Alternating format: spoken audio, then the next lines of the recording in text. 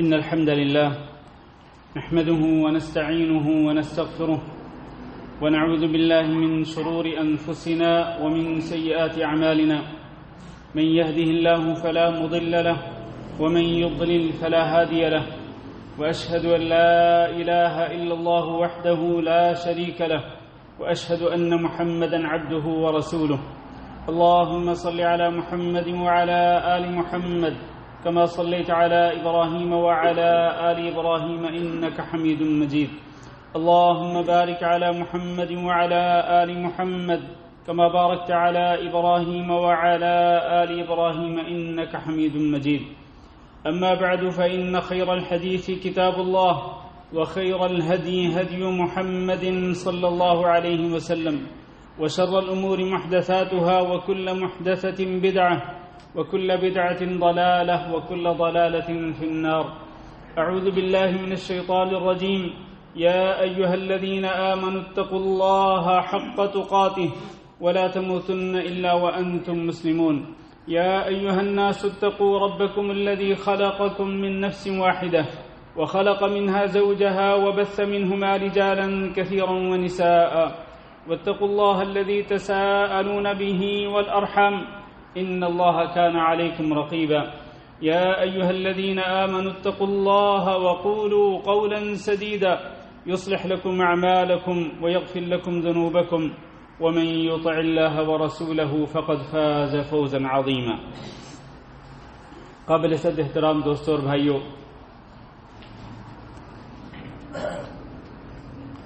اللہ رب العزت کے ہاں جو دین قابل قبول ہے وہ دین اسلام ہے۔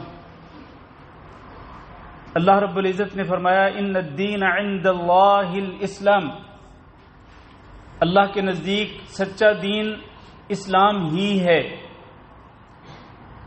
اس لیے اللہ رب العزت قیامت کے دن دین اسلام ہی قبول کرے گا۔ اس دین کے علاوہ اللہ تعالیٰ کے ہاں کوئی دین قابل قبول نہیں ہوگا۔ اللہ رب العزت نے ارشاد فرمایا وَمَن يَبْتَغِ غَيْرَ الْإِسْلَامِ دِينًا فَلَن يُقْبَلَ مِنْهُ وَهُوَ فِي الْآخِرَةِ مِنَ الْخَاسِرِينَ۔ جو شخص دین اسلام کو چھوڑ کر کسی اور دین کا طلبگار ہو، کسی اور دین کو فالو کرتا ہو، کسی اور دین کی اتباع اور پیروی کرتا ہو، فَلَن يُقْبَلَ مِنْهُ، تو اس سے یہ دین ہرگز قبول نہیں کیا جائے گا۔ وَهُوَ فِي الْآخِرَةِ مِنَ الْخَاسِرِينَ، اور جو شخص بھی دین اسلام کے علاوہ کسی اور دین کا پیروکار ہوگا وہ قیامت کے دن خسارہ اٹھانے والے، گھاٹا پانے والے لوگوں میں شامل ہوگا۔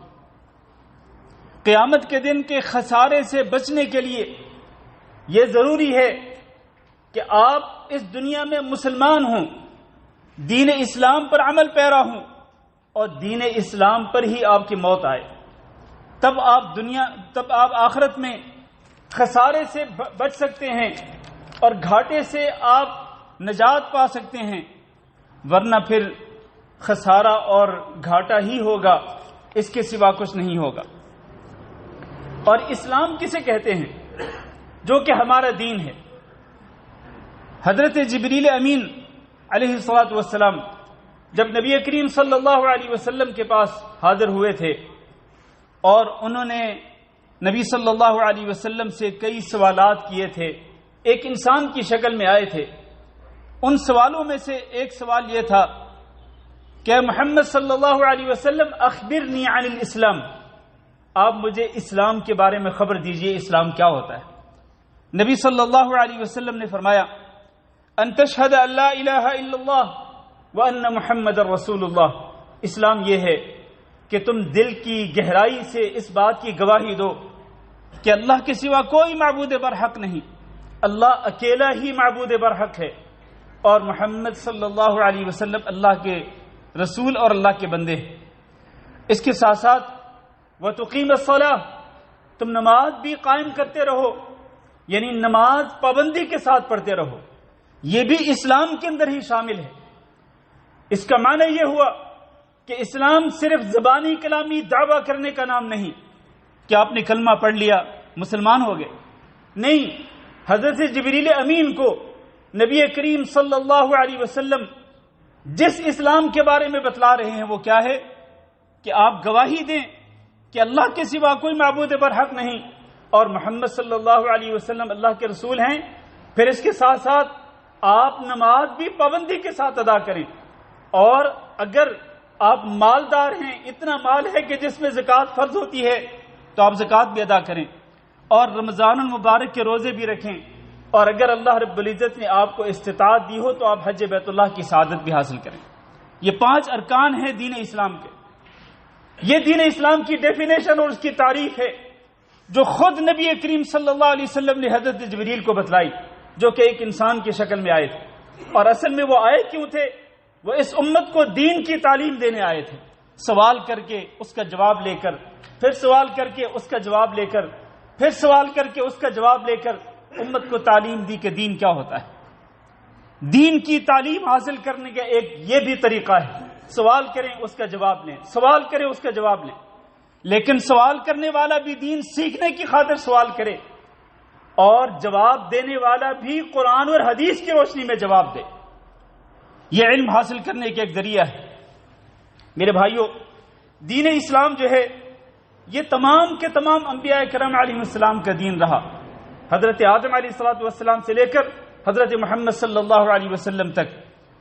چنانچہ اللہ رب العزت نے قرآن مجید میں ارشاد فرمایا: شرع لكم من الدين ما وصى به نوحا والذي اوحينا اليك وما وصينا به ابراهيم وموسى وعيسى ان اقيموا الدين ولا تتفرقوا فيه. ہم نے تمہارے لیے جو دین مقرر کیا ہے یہ وہ دین ہے کہ جس کا حکم ہم نے نوح علیہ السلام کو بھی دیا تھا، اور اس کی وحی ہم نے آپ پر، اے محمد صلی اللہ علیہ وسلم، آپ پر بھی اسی کی وحی نازل کی، دین اسلام کی.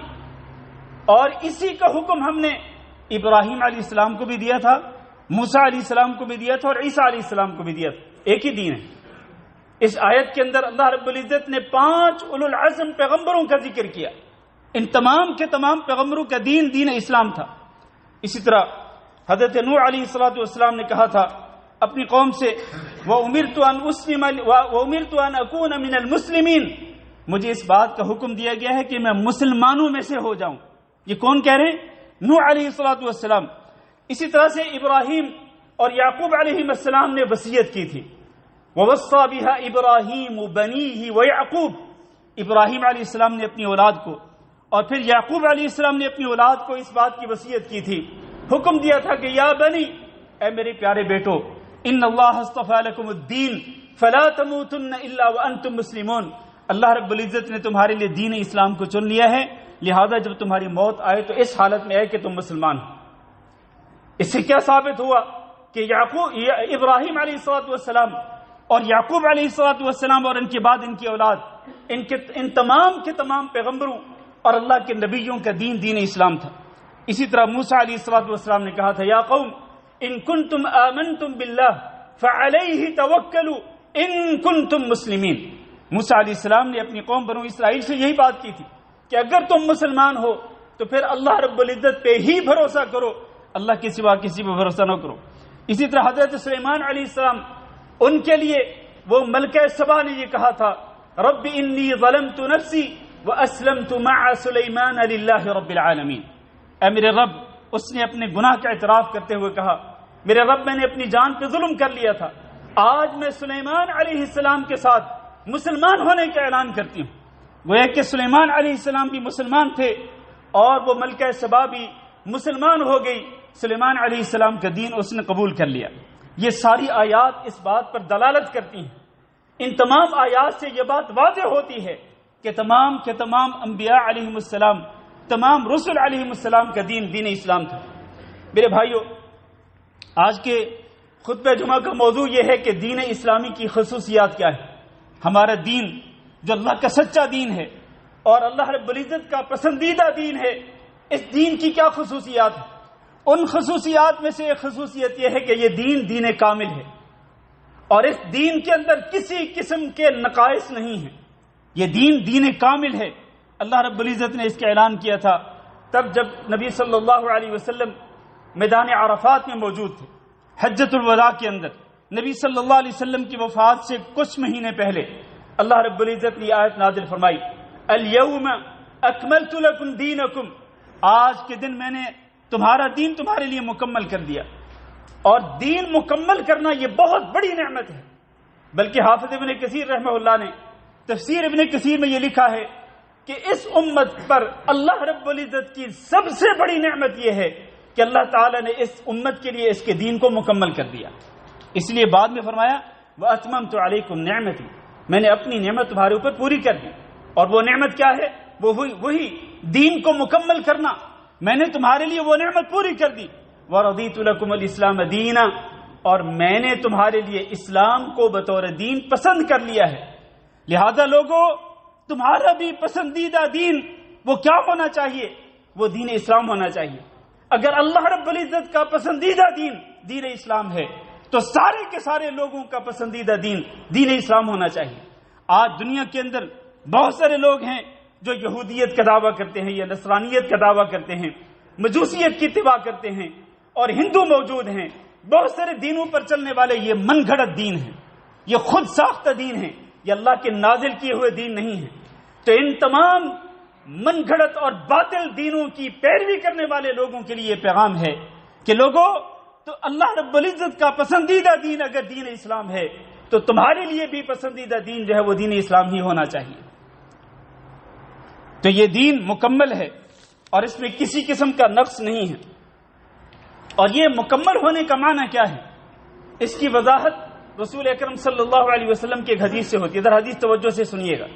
پہلے بھی کئی بار آپ نے سنی ہوگی لیکن یاد دہانی کے لیے نبی صلی اللہ علیہ وسلم نے فرمایا ما ترکت شیئا یقربکم الی اللہ ویبعدکم عن النار الا امرتکم به، میں نے کوئی چیز نہیں چھوڑی جو چیز تمہیں اللہ کے قریب کر سکتی ہو اور جہنم سے دور کر سکتی ہو اس کا میں نے تمہیں حکم دے دیا ہے. وما ترکت شیئا یقربکم الی النار ویبعدکم عن اللہ الا ونہیتکم عنہ، اور میں نے کوئی چیز نہیں چھوڑی جو چیز تمہیں اللہ تعالی سے دور کر سکتی ہو، جہنم کے قریب کر سکتی ہو، اس چیز سے میں نے تمہیں منع کر دیا ہے. گویا کہ اللہ رب العزت کا تقرب حاصل کرنے کا، اللہ کے قریب ہونے کا جو ذریعہ بننے والے اعمال ہیں وہ سارے کا سارے اعمال ایسے ہیں جن کا اللہ کے رسول صلی اللہ علیہ وسلم حکم دے چکے ہیں. اور جہنم سے بچنے کے لیے جو کام ضروری ہیں ان تمام کے تمام کاموں سے بچنے کا اور ان سے روکنے کا جو ہے وہ نبی صلی اللہ علیہ وسلم نے حکم دے دیا. ان سے رکنے اور ان سے اجتناب اور پرہیز کرنے کا حکم نبی صلی اللہ علیہ وسلم نے صادر فرما دیا. اس کا معنی کیا ہے؟ معنی یہ ہے کہ آج دین کامل ہے اور یہ قیامت تک مکمل رہے گا. اس دین کے اندر نہ تو کسی چیز کا اضافہ کیا جا سکتا ہے اور نہ ہی اس دین سے کسی چیز کو نکالا جا سکتا ہے. دین کے اندر کوئی کمی بیشی درست نہیں ہے. دین اسی طرح سے رہے گا جیسا کہ اس دین کو اللہ رب العزت نے محمد صلی اللہ علیہ وسلم پر نازل کیا اور جیسا کہ صحابہ کرام نے اس دین پہ عمل کیا، جیسا کہ صحابہ کرام نے اس دین کے آگے تبلیغ کی. یہ دین قیامت تک ایسے ہی رہے گا. اس کے اندر نہ تو کوئی چیز ایڈ کی جا سکتی ہے اپنی طرف سے اور نہ ہی اس دین سے کسی چیز کو نکالا جا سکتا ہے. یہ دین مکمل ہے. اسی لیے رسول اکرم صلی اللہ علیہ وسلم نے فرمایا من احدث فی امرنا هذا ما ليس منه فهو رد، جو شخص بھی اس دین کے اندر کوئی نیا کام ایجاد کرے گا وہ نیا کام مردود ہے. دین کے اندر کسی بھی چیز کو ایڈ نہیں کیا جا سکتا. آج لوگ کار خیر کے نام پر اور عبادت کے نام پر، نیک عمل کے نام پر کہتے ہیں جی یہ کون سا برا عمل ہے، اس کے اندر کون سی برائی ہے. اور میرے بھائیوں، یہ جتنی بھی بدعات آج ایجاد کی گئی ہیں ان بدعات کے اندر برائی یہ ہے کہ یہ دین کے اندر نہیں ہے، دین کا حصہ ہی نہیں ہے. اللہ نے ان کا حکم نہیں دیا، اللہ کے رسول صلی اللہ علیہ وسلم نے ان پہ عمل نہیں کیا، صحابہ کرام نے ان پہ عمل نہیں کیا. یہ دین کے اندر ایڈ کی گئی ہیں اور اللہ کے رسول فرما رہے ہیں کہ جو شخص بھی ہمارے اس دین کے معاملے میں کوئی نیا کام ایجاد کرے گا وہ اس کے منہ پہ مار دیا جائے گا، وہ مردود ہوگا، وہ قابل قبول نہیں ہوگا. یہ دین کی پہلی خصوصیت. اور دوسری خصوصیت یہ ہے کہ یہ دین اللہ رب العزت کی طرف سے نازل کیا گیا دین ہے. یہ کسی انسان کا من گھڑت دین نہیں ہے، یہ خود ساختہ دین نہیں ہے. اور چونکہ یہ دین اللہ رب العزت کی طرف سے نازل شدہ ہے، اللہ کا دین ہے اور اللہ رب العزت کی طرف سے زندگی گزارنے کا ایک سلیقہ اور منہج بتلایا گیا ہے اس دین کے اندر، تو یہ دین وہ ہے کہ جو تمام نقائص سے پاک ہے. اللہ خود بھی نقائص سے پاک ہے، اللہ کا دین بھی تمام نقائص سے پاک ہے. اور اسی طرح یہ دین ایسا ہے کہ جس میں کوئی تعارض نہیں ہے. ایسا نہیں ہو سکتا کہ دین کا ایک حکم دین ہی کے دوسرے حکم کے ساتھ ٹکراؤ کر رہا ہو، ایک دوسرے کے خلاف ہوں دونوں احکام. یہ نہیں ہو سکتا ہے. دین تعارض سے پاک ہے، ٹکراؤ نہیں ہو سکتا ہے دین کے احکام کے اندر. دین کے احکام متطابق ہیں، متوافق ہیں. دین کے احکام کے اندر تعارض اور ٹکراؤ نہیں پایا جاتا ہے کہ ایک جگہ پہ یہ ایک حکم وہ ہے وہ جائز قرار دیا جا رہا ہو اور وہی حکم دوسری جگہ پہ ناجائز قرار دیا جا رہا ہو. ایک جگہ پہ حلال قرار دیا جا رہا ہو اور وہی حکم دوسری جگہ پہ وہ حرام قرار دیا جا رہا ہو. یہ نہیں ہو سکتا ہے. یہ تعارض میرے اندر اور آپ کے اندر، ہم انسانوں کے کلام کے اندر تو تعارض ہو سکتا ہے، لیکن اللہ رب العزت کے دین کے اندر کسی قسم کا ٹکراؤ نہیں ہو سکتا ہے. میں کل کو اگر کوئی بات کہوں آج اس کے خلاف کہہ سکتا ہوں کیونکہ میں ایک انسان ہوں، لیکن دین کے اندر ایسا نہیں ہو سکتا ہے. دین کے اندر بات ایک ہی ہے. اگر وہ حلال ہے تو حلال ہے، حرام ہے تو حرام ہے، جائز ہے تو جائز ہے اور ناجائز ہے تو ناجائز ہے. اس دین کے اندر کسی قسم کا تعارض نہیں ہے. اور یہ دین ایسا ہے کہ جس کے اندر عدل ہے، انصاف ہے. اس دین کے اندر ظلم نہیں پایا جاتا ہے. دین نے عادلانہ، ہم نے پچھلے تفسیر کے درس میں یہ پڑھا تھا وَأَنزَلْنَا کہ اللہ تعالیٰ نے میزان نازل کیا ہے لِيَقُومَ النَّاسُ بِالْقِسْطِ تاکہ لوگ انصاف کے ساتھ قائم رہ سکیں. تو المیزان سے مراد کیا ہے؟ المیزان سے مراد پورا ایک سسٹم ہے جس کی بنیاد عدل و انصاف. پورا سسٹم ہے زندگی گزارنے کا، ایک نظام ہے جو اللہ رب العزت نے دیا ہے. یہ دین کی بہت بڑی خوبی ہے جس کے اندر کسی قسم کا ظلم نہیں ہے. یہ دین وہ ہے میرے عزیز بھائیوں کہ یہ جو سائنس کے بھی مطابق ہے، سائنس کے خلاف نہیں جاتا، بلکہ آج سائنس کے اندر وہ چیزیں ثابت ہو رہی ہیں جو کہ 1400 سال پہلے اللہ رب العزت نے قرآن مجید کے اندر بیان کی تھی یا پھر نبی صلی اللہ علیہ وسلم نے ان کو احادیث کے اندر بیان کیا. آج سائنس بھی وہی باتیں کر رہی ہے. اور یہ دین وہ ہے میرے عزیز بھائیوں جو کہ انسان کی عقل سلیم کے عین مطابق ہے. عقل سلیم یعنی شرط یہ ہے کہ انسان کی عقل سلیم ہو، تو دین بھی عقل سلیم کے عین مطابق ہے. دین عقل سلیم کے خلاف کوئی بات نہیں کرتا ہے. جن لوگوں نے یہ دعویٰ کیا ہے کہ دین کے اندر کئی چیزیں ایسی ہیں جو کہ عقل میں نہیں آتی ہیں. کیوں عقل میں نہیں آتی؟ کیونکہ ان کی عقلوں میں فطور پایا جاتا ہے. اگر عقل سلیم ہوگی تو دین اس کے خلاف بات نہیں کرے گا. دین عقل سلیم کے عین مطابق ہوگا. اور اسی طرح سے یہ دین وہ ہے میرے عزیز بھائیوں کہ جو انسان کو انسان کی غلامی سے نکال کر یہ اللہ رب العزت کی بندگی اور غلامی کی طرف لے کے جاتا ہے. دین انسان کو انسان کا غلام نہیں بناتا میرے عزیز بھائیوں. دین انسان کو انسان کی غلامی سے نکالتا ہے، بندگی سے نکالتا ہے. اور دین یہ چاہتا ہے کہ سارے کے سارے انسان جو ہیں وہ کس کے بندے بن جائیں؟ وہ اللہ رب العزت کے بندے اور اللہ کے غلام بن جائیں. اور بھی بہت ساری خصوصیات ہیں، میں بات مختصر کرتا ہوں. دین اسلام کی خصوصیت یہ ہے کہ یہ دین محفوظ ہے اور اس دین کے اندر کوئی تبدیلی نہیں ہو سکتی ہے. اس دین کے اندر کوئی تحریف نہیں ہو سکتی ہے. تورات کے اندر تورات کو ماننے والے لوگوں نے اپنے ہاتھوں اس کے اندر تحریف کی. انجیل جو کہ آسمانی کتاب تھی، خود انجیل کے ماننے والوں نے اس انجیل کے اندر تحریف کر دی. اور آج ایک انجیل نہیں بلکہ کئی انجیلیں ہیں اور ان سب کا دعویٰ یہ ہے کہ یہ انجیل اللہ کی طرف سے نازل کی گئی. اور یہ ایسا ہو نہیں سکتا ہے میرے عزیز بھائیوں. یہ جو دین اسلام ہے اس کا مصدر دو چیزیں ہیں.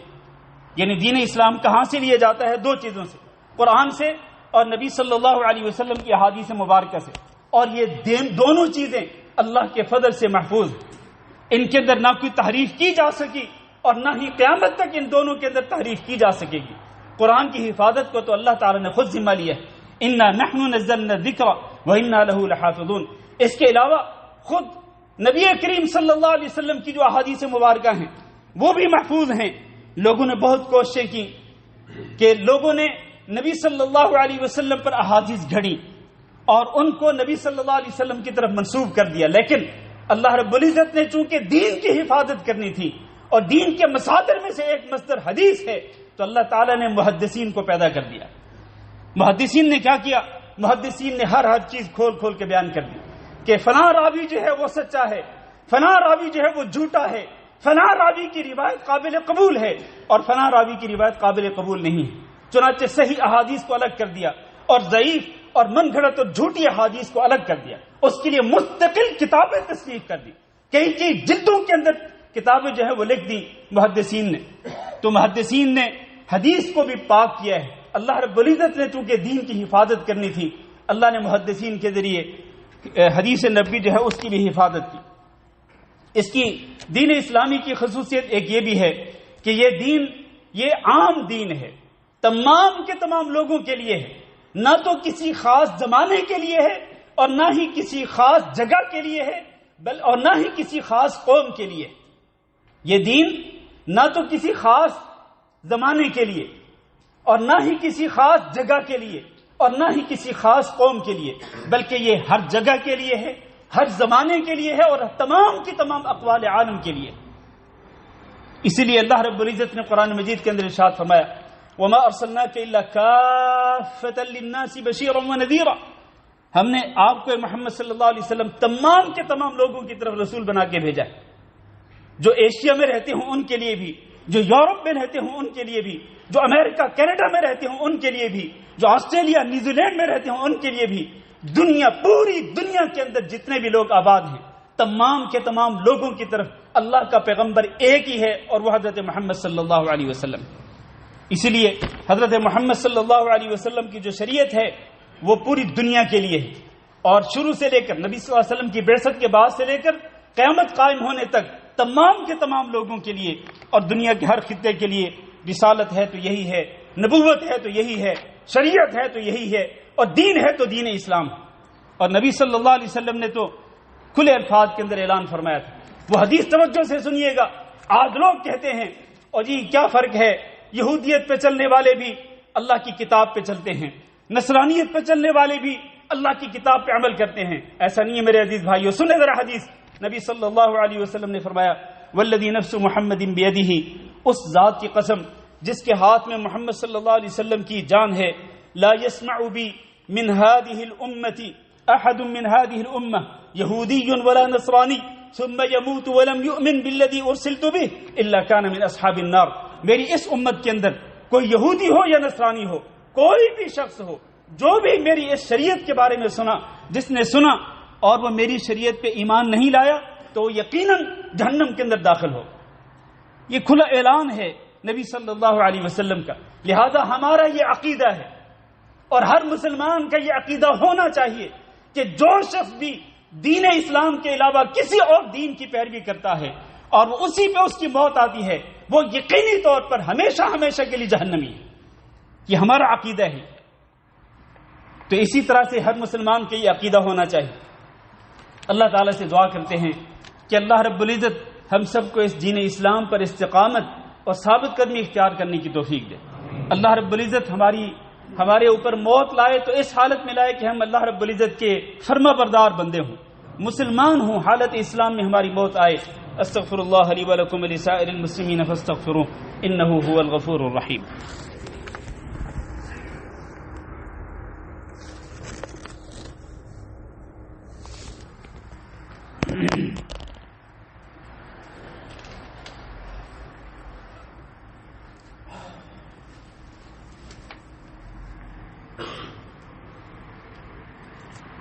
إن الحمد لله نحمده ونستعينه ونستغفره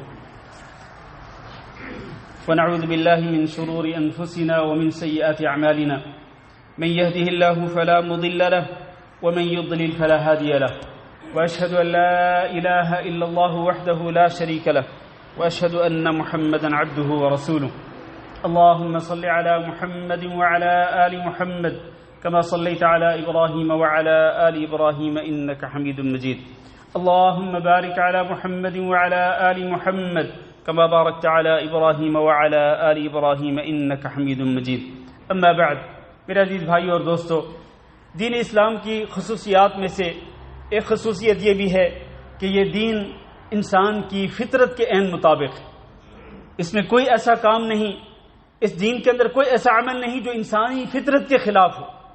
اسی لیے نبی کریم صلی اللہ علیہ وسلم نے ارشاد فرمایا کہ جو بچہ بھی دنیا کے اندر پیدا ہوتا ہے وہ فطرت اسلام پہ پیدا ہوتا ہے. اس کے بعد اس کے والدین اس کو چاہیں تو یہودی بنا دیں، چاہیں تو اس کو نصرانی بنا دیں، چاہیں تو اس کو مجوسی بنا دیں، تو بچہ جس گود کے اندر پرورش پاتا ہے، جس قسم کے اس کے والدین ہوتے ہیں وہ بھی ویسا ہی بنتا ہے۔ اگر بچے کے والدین مسلمان ہوں گے تو چونکہ وہ فطرت اسلام پہ ہی پیدا ہوا ہے اور پرورش بھی وہ فطرت اسلام پہ پا رہا ہے، یعنی مسلمان ماں باپ کی گودوں میں وہ پرورش پا رہا ہے، تو یقیناً وہ اس کی گروتھ حالت اسلام کے اندر ہوگی، اسلام کے احکامات کے مطابق ہوگی۔ لیکن میرے بھائیوں، یہ بات بھی ذہن میں رکھنے والی ہے کہ اگر ماں باپ صرف نام لیوا ہوں، دین کا نام لیتے ہوں لیکن دین کی تعلیمات پہ عمل نہ کرتے ہوں، تو ان کا بچہ بھی اسی طرح سے گروتھ پائے گا، اسی طرح سے وہ بڑا ہوگا، اسی طریقے سے اس کی پرورش ہوگی جس قسم کی تربیت جو ہے وہ اپنے ماں باپ سے لے رہا ہے۔ اس لیے آج ہمیں بھی اللہ رب العزت سے ڈرنا چاہیے کہ ہماری گود کے اندر پلنے والے جو بچے ہیں وہ کیا بن رہے ہیں؟ کیا وہ سچے مسلمان بن رہے ہیں کہ جن کی تربیت دین اسلام کے حکام کے مطابق ہو رہی ہے، یا پھر ان کو جو ہے وہ غیر مسلموں کے طور طریقے سکھلائے جا رہے ہیں؟ وہ گود مسلمان کی ہے، ماں بھی مسلمان ہے، باپ بھی مسلمان ہے، لیکن اس بچے کو طور طریقے جو سکھلائے جا رہے ہیں وہ غیر مسلموں کے ہیں۔ اور میرے بھائیوں، یہ بات اللہ سے ڈرنے کے لیے کافی ہے۔ اللہ کے رسول صلی اللہ علیہ وسلم کا فرمان ہے، کلکم راع وکلکم مسئول عن رعیتہ، تم میں سے ہر شخص ذمہ دار ہے اور ہر شخص سے اس کی ذمہ داری کے بارے میں پوچھا جائے گا۔ ہم نے اس ذمہ داری کو کس حد تک نبھایا ہے، آج یہ لمحہ فکریہ ہے۔ اسی طرح میرے بھائیوں، آخری بات کر کے میں یہ آج کا خطبہ ختم کرتا ہوں، ورنہ دین اسلامی کی خصوصیات بے شمار ہے میرے عزیز بھائی، اس موضوع پر بات کریں تو کرتے چلے جائیں۔ ہمارا دین بہت ہی، جس طرح میں نے پہلے کہا ہے کہ چونکہ یہ اللہ رب العزت کا نازل کردہ دین ہے، اس لیے اس کی خصوصیات اور اس کی میزات جو ہیں وہ بہت ہی زیادہ ہیں، اس کے لیے کھلا وقت چاہیے۔ لیکن آخری بات جو ہے وہ عرض کر کے میں خطبہ ختم کرتا ہوں، یہ دین آسان دین ہے اور اس دین کے اندر کوئی مشکل نہیں ہے۔ جو شخص اخلاص سے دل کے ساتھ اس دین پر عمل کرنا چاہتا ہو وہ عمل پیرا ہو سکتا ہے، لیکن جس کے دل میں کھوٹ ہوگا نا، وہ پھر اعتراض کرے گا، وہ کہے گا کیا مصیبت ہے کہ کیوں مجھے 5 دفعہ جو ہے وہ اٹھنا پڑتا ہے، وضو کرنا پڑتا ہے، نماز کے لیے جانا پڑتا ہے، کیوں مجھے زکوٰۃ کے لیے کہا جاتا ہے، کیوں مجھے رمضان کے روزوں کا حکم دیا جاتا ہے، اور کیوں یہ حکم ہے اور کیوں وہ حکم ہے۔ یہ شخص یہ اعتراضات وہ بندہ کرتا ہے کہ جس کے دل میں کھوٹ ہوتی ہے۔ اگر آپ سچے مسلمان ہیں، اگر آپ اللہ رب العزت کو صدق دل سے ماننے والے ہیں اور اللہ کے نبی صلی اللہ علیہ وسلم پر صدق دل سے ایمان لانے والے ہیں اور اس دین کو آپ اپنا پسندیدہ دین مانتے ہیں، تو آپ اس دین پر عمل کرنے میں کسی قسم کی مشقت نہیں پائیں گے، کسی قسم کا حرج نہیں پائیں گے۔ یہ دین آسان ہے۔ اللہ رب العزت نے خود قرآن مجید کے اندر ارشاد فرمایا، ما جعل علیکم فی الدین من حرج، اللہ تعالیٰ نے دین کے اندر کوئی حرج رکھا ہی نہیں، کوئی مشقت رکھی ہی نہیں۔ ان الدین یسر، دین آسان ہے۔ نبی کریم صلی اللہ علیہ وسلم نے جس دین کی دعوت دی وہ دین آسان دین ہے۔ اسی لیے میرے بھائیوں، بعض انسانی مجبوریوں کے اندر رخصتیں آ جاتی ہیں کیونکہ دین آسان ہے۔ اسی لیے آپ جب سفر کرتے ہیں، سفر کی تھکاوٹ اور مشقت آپ کو اس کا سامنا کرنا پڑتا ہے، تو دین اجازت دیتا ہے کہ آپ نماز قصر کر سکتے ہیں۔ دین اجازت دیتا ہے کہ آپ دوران سفر 2 نمازوں کو جمع کر سکتے ہیں۔ دین اجازت دیتا ہے کہ آپ چاہے مقیم ہوں، چاہے آپ مسافر ہوں، آپ اپنی جرابوں پر اور اپنے موزوں پر مسح کر سکتے ہیں۔ یہ دین کا وہ حکم ہے کہ جو دین کے آسان ہونے کی دلیل ہے، اور اس کی کئی شرائط ہیں جن کو ذکر کرنے کا موقع نہیں ہے۔ اسی طرح سے دین اجازت دیتا ہے کہ اگر آپ وضو نہیں کر سکتے، یعنی پانی کے ساتھ اگر آپ وضو نہیں کر سکتے ہیں، یا تو پانی موجود نہیں یا پانی موجود ہے لیکن آپ استعمال نہیں کر سکتے، آپ کو ڈاکٹر نے روکا ہے، تو پھر آپ اس کی جگہ پہ تیمم کر سکتے ہیں۔ یہ اور اس کے علاوہ بہت ساری دین کے اندر رخصتیں موجود ہیں۔ تو دین آسان ہے، دین میں قطعاً کوئی مشکل نہیں ہے۔ اس کے علاوہ اور بھی دین کی بہت ساری خصوصیات ہیں۔ تو میرے بھائیوں، ہم اللہ تعالیٰ سے دعا کرتے ہیں کہ اللہ رب العزت ہمیں اس دین کی تعلیمات پر عمل کرنے کی توفیق دے۔ یہ جو اللہ رب العزت کا پسندیدہ دین ہے، اللہ اس دین کے احکام پر ہمیں عمل کرنے کی توفیق دے، اور اس دین کے اندر جن چیزوں کو حرام اور ناجائز قرار دیا گیا ہے، اللہ رب العزت ہم سب کو ان سے بچنے کی توفیق دے۔ اللهم اغفر لنا وللمؤمنين والمؤمنات وللمسلمين والمسلمات الأحياء منهم والأموات اللهم إنا نسألك العفو والعافية والمعافاة الدائمة في الدنيا والآخرة. اللهم إنا نسألك رضاك والجنة ونعوذ بك من سخطك والنار. اللهم فرج هم المهمومين ونفس كرب المكروبين واقض الدين عن المدينين واشف مرضانا ومرضى المسلمين اللهم آمنا في أوطاننا واجعل هذا البلد آمنا مطمئنا وسائر بلاد المسلمين. عباد الله، إن الله يأمر بالعدل والإحسان وإيتاء ذي القربى وينهى عن الفحشاء والمنكر والبغي يعظكم لعلكم تذكرون. سبحان ربك رب العزة عما يصفون وسلام على المرسلين والحمد لله رب العالمين.